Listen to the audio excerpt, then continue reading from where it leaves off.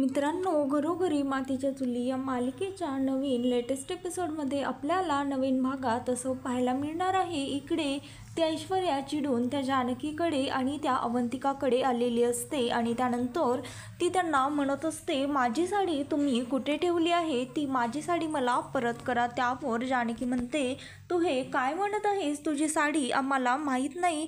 तूच तुझी साडी कुठेतरी ठेवली असशील आणि मुळात आम्ही तुझी साडी का घ्यावी? त्यावर ती म्हणते, मला माहीत आहे हे सर्व गोष्टी असला पोरकटपणा तुम्हीच करू शकता. त्यावर अवंतिका तिला म्हणते, मी तुझी साडी का घेऊ? आणि मुळात म्हणजे मला थर्ड क्लास लोकांच्या गोष्टी घेण्यामध्ये काही एक इंटरेस्ट नाही आहे आणि मी थर्ड क्लास लोकांना आणि त्यांच्या गोष्टींना हातही लावत नसते, असं ती अवंतिका त्या ऐश्वर्याला म्हणते. त्यानंतर त्या ऐश्वर्याला तिचं हे बोलणं ऐकून फारच राग येतो आणि त्यानंतर ती ऐश्वर्या त्या अवंतिकाचा हात पिरगाळते. त्यानंतर ती म्हणते, काय गो, जर मी थर्ड क्लास तर मग तू कोण आहेस? असं ती दाब देऊन त्या अवंतिकाला म्हणायला लागते.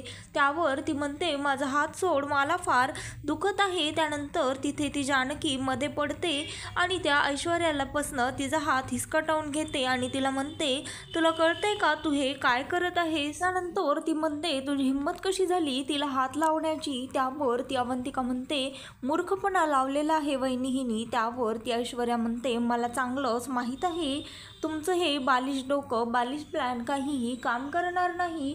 माझी साडी मला माहीत आहे तुम्हीच कुठेतरी लपवून ठेवलेली आहे. त्यानंतर ती जानकी म्हणते, जर आम्ही तुझी साडी ठेवली आहे तर तू बघ तुला कुठे दिसतीये का? त्यानंतर ती ऐश्वर्या सगळीकडे तिची साडी शोधायला लागते. तिथे सौमित्रा देखील येते. सौमित्रा तिथे आल्यानंतर ऐश्वर्या तिला म्हणते, आई बघा ना, या दोघींनी माझी साडी लपवून ठेवली आहे. त्यावर जानकी म्हणते, नाही आई, आम्ही असं काहीही केलेलं नाहीये. त्यावर सौमित्रा त्या ऐश्वर्याला म्हणते, अगं ह्या म्हणतायत ना ह्यांनी तुझी साडी नाही ठेवली, मग नसेल ठेवली. त्यावर ती म्हणते, मग आई तुम्हीच सांगा, ह्या दोघींशिवाय माझी साडी कोण लपवून ठेवणार आहे? त्यावर ती म्हणते, मला चांगलंच माहीत आहे ह्या दोघींना माझं लग्न व्हायला नकोय, म्हणूनच ह्यांनी माझी साडी लपवून ठेवली आहे. त्यावर सौमित्रा म्हणते, अगं जर तुझी साडी ह्यांना लपवूनच ठेवायची होती किंवा त्यांना जर हे लग्न नको होतं तर त्यांनी ह्या आधीच काहीतरी केलं नसतं का? असं ती सौमित्रा त्या ऐश्वर्याला म्हणते. त्यानंतर ती जानकी म्हणते, आई असू देत, तिला जरी बघायचं असेल तर बघ तू इथे कुठे तुला तुझी साडी दिसतीये का? त्यानंतर ती सगळीकडे साडी शोधायला लागते. त्या जानकीच्या कपाटातले सगळे कपडे काढते आणि इकडे तिकडे तिच्या बेडवरती फेकून देते. त्यावर ती म्हणते, अगं ऐश्वर्या जरा नीट तरी बघ, तू माझे सगळे कपडे फेकून का देत आहेस? पण ती ऐश्वर्या मात्र काहीही ऐकत नाही आणि त्या जानकीचे सगळे कपडे फेकून द्यायला लागते. तरी देखील तिला कुठेही तिची साडी सापडत नाही. आणि त्यानंतर तेवढ्यातच तिथे आजी येतात आणि आजी म्हणतात, अगं ऐश्वर्या, तुझी साडी माझ्या रूममध्ये कोणी ठेवली? त्यावर हे ऐकून तर ती चांगली चपकते आणि ती जानकी म्हणते, ऐकलंस का आता, तुझी साडी इथे नाही आहे, बघ तुझी साडी तूच ठेवली असणार आजींच्या रूममध्ये. त्यावर आजी म्हणतात, गुंडी, तुझी साडी माझ्या रूममध्ये कशी आली? मी तेच तुला विचारत आहे. त्यानंतर ती जानकी म्हणते, बघा याला म्हणतात चोराच्या उलट्या बोंबा. खरं तर हिनेच ही जी साडी ठेवली. काय ग ऐश्वर्या, आता आम्ही असं म्हणावं का तू मुद्दाम आम्हाला छळण्यासाठी हे असं करत होतीस? त्यावर ती म्हणते, जाऊ देत, मला माझं लग्न आहे. त्यावर ती म्हणते, असं कसं जाणार तू? आधी तू केलेला हा पसारा सगळा आवरायचास तरच मी तुला इथनं जाऊ देईल. त्यावर ती ऐश्वर्या म्हणते, तू मूर्ख आहेस का जानकी? तिथे माझं लग्न खोळंबलेलं आहे, आज माझं लग्न आहे. त्यावर ती म्हणते, खोळंबलेलं लग्न करण्यासाठी आधी हा पसारा आवरायचा आणि त्यानंतरच इथनं निघायचं. आणि असंही तू हे लग्न कोणत्या हेतूने करत आहेस हे तर सर्वांनाच माहीत आहे. त्यावर ऐश्वर्या म्हणते, तू मूर्ख आहेस का? अगं लग्न आहे माझं आज. त्यावर ती म्हणते, आज तुझं जे खोळंबलेलं लग्न आहे ना, मुळात त्याच्यासाठी हेतू चांगला असावा लागतो आणि मन देखील चांगलं असावं लागतं आणि चांगलं वागावंही लागतं. त्यावर ती म्हणते, लग्न हे मुहूर्तावरच व्हायला हवं. त्यावर जानकी म्हणते, आधी तू हा पसारा आवर आणि मग खुशाल तुझं खोळंबलेलं लग्न मुहूर्तावर करत बस. त्यानंतर ती ऐश्वर्या त्या जानकीचे सगळ्या साड्या बेडवरच्या ज्या ज्या तिने पसरवल्या होत्या त्या सर्व उचलते आणि तिथे कबर्डमध्ये नीट ठेवून देते. त्यानंतर आजी आणि ती दोघीजणी तिथनं निघून येतात. त्यावर ती ऐश्वर्या त्या आजीला चिडते आणि म्हणते, आजी अशी कशी माझी साडी तुमच्या रूममध्ये गेली? तुम्ही माझी साडी तुमच्या रूममध्ये नेऊन ठेवलीत का? असं ती आजीला चिडून बोलते. त्यानंतर इकडे ती जानकी म्हणत असते, आता आणखीन आपण काय करायचं? हा प्लॅन देखील आपला सक्सेस झाला नाही. त्यावर ती सौमित्रा म्हणते, जानकी मला तर वाटतं उगाचच असले छोटे छोटे उपद्रव करून काहीही होणार नाही, असं ती सौमित्रा त्या जानकीला सांगत असते. त्यावर ती म्हणते, बरोबरच आहे आई तुमचं, आता काहीतरी मोठं करायला हवं, हे लग्न होऊ नये लवकर त्यासाठी. त्यावर इकडे ऐश्वर्या म्हणत असते, आता मला कळालं हे सर्व जानकीने का केलं आहे, लग्न तर वेळेतच होणार असं ती ऐश्वर्या स्वतःशीच म्हणत असते. आणि त्यानंतर आजी ऐश्वर्याला म्हणत असतात, मी इथे तुझी मदत करत आहे आणि तू माझ्यावरच चिडतेस, आवाज चढवतेस, मी असलं चालून घेणार नाही, मी तुला आधीच सांगत आहे. त्यानंतर इकडे सौमित्र ऋषिकेशला कॉल करून सांगत असतो, आम्ही आता इथे त्या स्पॉटला आले होतो, तिथे आम्हाला जानकी वहिनीचं स्केच सापडलेलं आहे. त्यावर तो ऋषिकेश सौमित्राला म्हणतो, म्हणजे तिथे जानकीची आई होती? त्यावर तो म्हणतो, या अर्थाने तर तुम्हाला त्या आधीच सापडायला हवा होता, आधी देखील तुम्ही तिथे गेला होतात ना? त्यावर तो सौमित्र म्हणतो, हो दादा आम्ही गेलो होतो, पण तो माणूस आमच्याशी खोटं बोलला, त्यांनी त्यांना कुठेतरी डांबून ठेवलेलं असणार, त्या आम्हाला तिथे दिसल्याच नाही आणि आता तर तिथे कोणीही नाही, नक्कीच त्या माणसाने तिथनं त्यांना दुसरीकडे कुठेतरी हलवलेलं आहे, असं तो त्या ऋषिकेशला सांगत असतो. तर सौमित्र म्हणतो, पण लताबाईंचा पत्ता सापडण्यासाठी आधी तो माणूस आपल्या हाती यायला हवा, तो सापडणं खूप महत्त्वाचं आहे. पण दादा आम्ही तर हे प्रयत्न करतच आहोत, पण त्यासाठी तुला हे लग्न थोडा वेळ होल्डवर टाकावं लागेल. त्यावर ऋषिकेश सौमित्रला म्हणत असतो, हो आम्ही तेच प्रयत्न करत आहोत, तू काळजी करू नकोस आणि होता होईल तेवढं लवकरात लवकर जानकीच्या आईला किंवा त्या माणसाला सापडण्याचा तुम्ही प्रयत्न करा. त्यानंतर तो म्हणतो, त्या ऐश्वर्याला आपण वेळ घालवत आहोत हा संशय यायला नको. आणि इकडे ऐश्वर्या तयार होत असते. त्यानंतर तीच एकदम छान रेडी होते आणि तेवढ्यातच तिथे आजी येतात. आजी म्हणतात, मग खूपच सुंदर दिसत आहेस तू, तुला कोणाची नजर लागायला नको, असं म्हणून आजी तिच्या गालाला काळा टिकला लावतात. त्यानंतर ती म्हणते, आजी काय हे माझा मेकअप तुम्ही खराब केला. त्यानंतर ती म्हणते, आजी तुम्हाला रेडी व्हायचं नाहीये का की तुम्ही असंच येणार आहात? त्यानंतर आजी देखील रेडी होतात आणि ऐश्वर्या आणि आजी दोघीजणीही खाली येतात आणि इकडे खाली तयारी सुरू असते, पण सगळ्यांचे चेहरे पडलेले असतात आणि कोणीही आवरलेलं नसतं. त्यावर ते पाहून ती म्हणते, हे काय सर्व चालू आहे, तुम्हाला आवरायचं नाहीये का?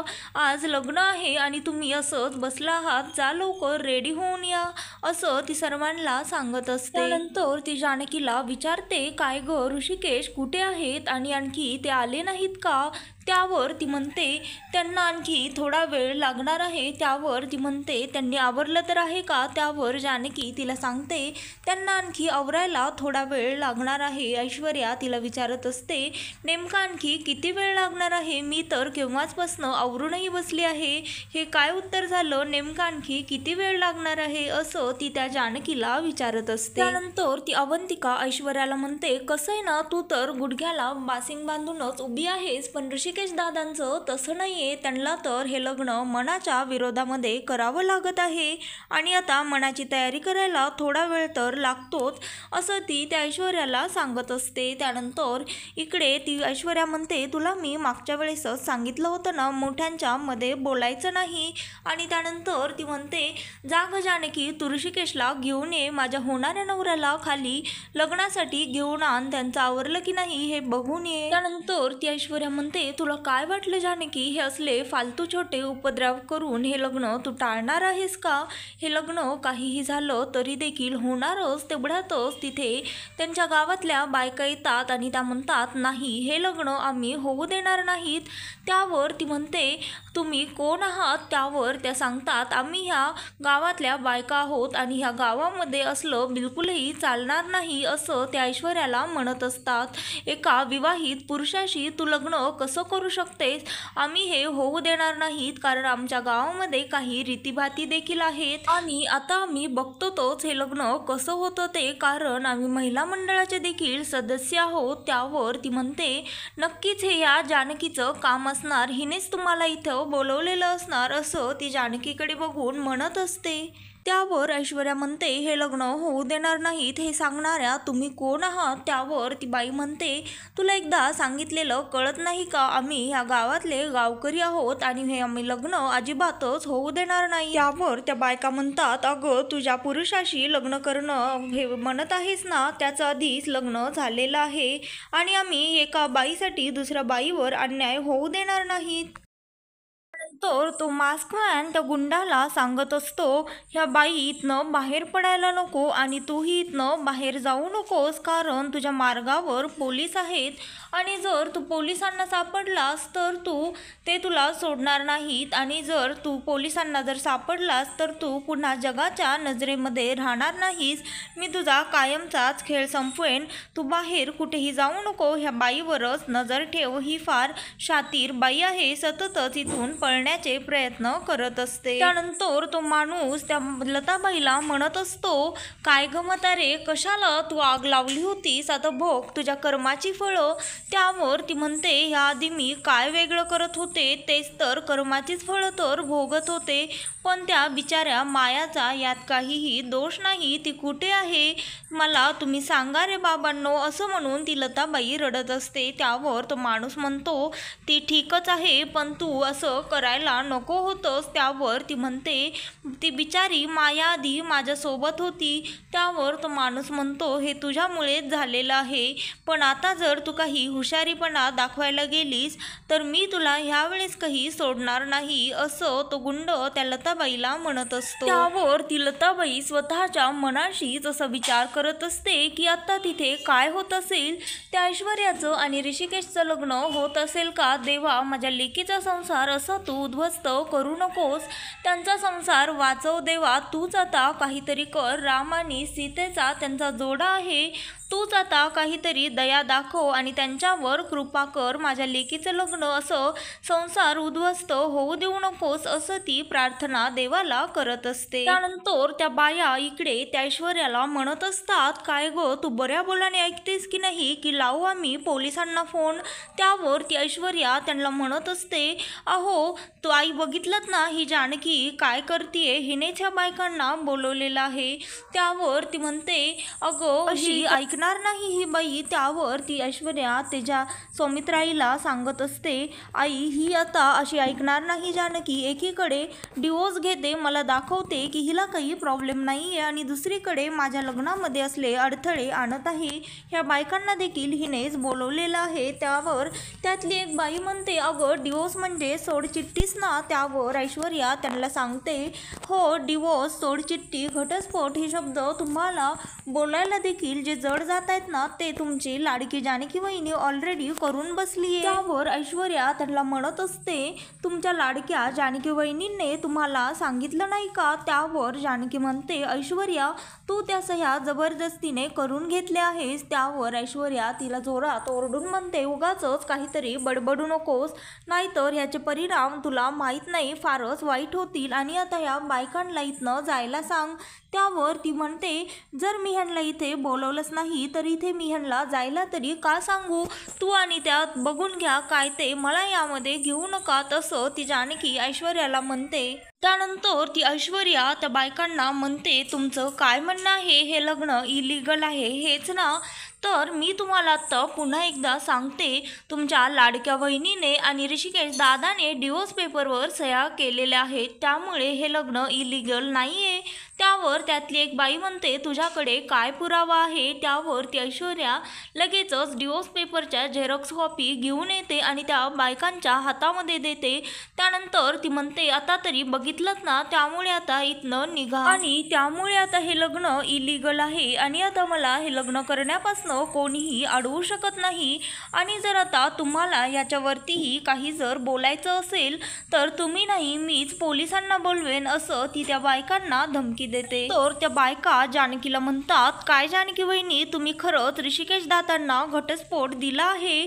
तुम्ही असं का केलं? जे तुम्ही असं काय, तुम्ही मजबूर होतात? काय कारण होतं ज्यामुळे तुम्ही स्वतःच्या लग्नच ह्या बाईसोबत लावून देत आहात? त्यावर ती म्हणते, हे बघा, माझा नाईलाज होता, तुम्ही आता या, मला समजून घ्या, जे चाललंय ते आमच्या घरामध्ये चालू द्यात, मी तुमच्या पाया पडते, तुम्ही इथनं प्लीज जा, असं ती त्या बायकांना म्हणते. त्यानंतर त्या सर्व बायका तिथनं निघून जातात. तर ती ऐश्वर्या म्हणते, काय ग, तूच बोलवलं होतंस ना त्यांना, पण त्याचा काहीच फायदा झाला नाही. त्यावर ती अवंतिका म्हणते, मी बोलवलं होतं त्यांना, काय करणार आहेस ग तू? त्यावर ती जानकी ऐश्वर्या म्हणते, अगं तुला एकदाच सांगितलंच ना की मध्ये मध्ये बोलू नकोस, तरी देखील तुझी सवय काही जात नाही. त्यानंतर इकडे तो सौमित्र सारंगला सांगत असतो, आम्ही त्या माणसाचा खूप शोध घेतला पण तो माणूस आम्हाला कुठेही सापडला नाही. त्यावर तो सारंग म्हणतो, तू हे काय बोलत आहेस? नाही सापडला म्हणजे? जर आता तो माणूस नाही सापडला तर मग लग्नाचं काय? त्यावर तो म्हणतो, मला तेच तर काही कळत नाहीये, आता काय करावं? वर तो विचारतो, लग्न लागलं असेल का तिकडं? त्यावर सौमित्र म्हणतो, नाही, दादा लग्न टाळणार आहे. त्यावर सौमित्र म्हणतो, हे लग्न असं तो किती वेळ टाळणार आहे? ती ऐश्वर्या असं होऊ देणार नाही, आता आपल्यालाच काय ते करावं लागेल. त्यानंतर इकडे ती जानकी ऋषिकेशला बोलवण्यासाठी आलेली असते. त्यावर ती म्हणते, ऋषिकेश आता काय करायचं? तुम्ही या लग्नाला नकार द्या. त्यावर तो म्हणतो, मी नकार द्यायला तयार आहे, पण जर मी असं केलं तर तुझी आई जिवंत राहणार नाही. त्यावर ती म्हणते, आता तुम्हीच ठरवा काय करायचं ते, मला तर काही सुचतच नाही, पण जर असं मी केलं तर आपल्यातलं नवरा बायकोचं नातं जिवंत राहणार नाही. आणि तेवढ्यातच त्या जानकीला एक अननोन नंबरवरनं फोन येतो. त्यावर ती तो फोन उचलते आणि त्यानंतर तो तिकडनं विचारत असतो, काय मग लग्नाचं कुठपर्यंत आलं आहे? त्यावर ती जानकी म्हणते, तू कोण आहेस? त्यावर तो म्हणतो, जानकी तू आहेस का? ऐश्वर्याचा फोन तुझ्याकडे कसा आला? त्यावर ती म्हणते, त्याच्याशी तुला काय करायचं आहे? आणि मुळात माझी आई कुठे आहे तुला चांगलंच माहीत आहे, आणि तू हे सर्व का करत आहेस? माझी आई कुठे आहे? मला लवकरात लवकर सांग, असं ती जानकी त्या मास्कमॅनला म्हणत असते. तर तो फोन लगेचच कट करून टाकतो. त्यानंतर तो ऋषिकेश जानकीला म्हणतो, अगं नक्कीच त्या माणसाच्या नावाने काहीतरी हिच्या मोबाईलमध्ये मेसेज एखादा तरी असेल, त्याने आपल्याला काहीतरी लीड भेटेल, तू नक्की चेक कर. आणि त्यानंतर ती जानकी तो मेसेज बघते तर तिथे मोबाईलवर त्या माणसाकडनं नाही पण अननोन नंबरवरनं मेसेज आलेला असतो की आई ह्या जगामध्ये नाहीये. तो मेसेज ऐकून तर त्या जानकीला मोठा धक्काच बसतो आणि ती पुन्हा विचारामध्ये पडते की खरंच तिची आई त्या ऐश्वर्याकडे आहे का? आणि त्यानंतर इकडे लग्न लागायला सुरुवात झालेली असते. त्यानंतर त्या ऐश्वर्याला मात्र वाटत असतं तिचं लग्न ऋषिकेश सोबत होत आहे, पण अंतरपाठाच्या पलीकडे तर सारंगच उभा असतो. आणि ज्यावेळेस सगळ्या मंगलाष्टिका संपतात त्यावेळेस अंतरपाठ काढल्यानंतर तिच्या हातामध्ये हार असतो आणि तिला समोर तिच्या सारंगच दिसतो. हे पाहून तर तिच्या पायाखालची जमीनच सरकते आणि आजी देखील घाबरतात. त्यावर ती जानकी म्हणते, घाबरू नकोस ऐश्वर्या, सारंग भाऊजी फक्त तुलाच नाही तर आम्हाला देखील दिसत आहेत, कारण ते जिवंत आहेत. आणि त्यानंतर ती जानकी असं म्हणून त्या ऐश्वर्याच्या हातामध्ये काठी देते आणि त्यानंतर त्या दोघीही एकमेकीला काठीने विरोध करायला लागतात, मारायला लागतात. त्यानंतर तेवढ्यातच तिथे मास्कमॅन येतो. तर मित्रांनो, घरोघरी मातीच्या चुली या मालिकेचे नवीन भाग पाहण्यासाठी आत्ता चॅनलला लाईक, शेअर आणि सबस्क्राईब मात्र नक्की करा. व्हिडिओ आवडले असल्यास व्हिडिओला कमेंट देखील करा.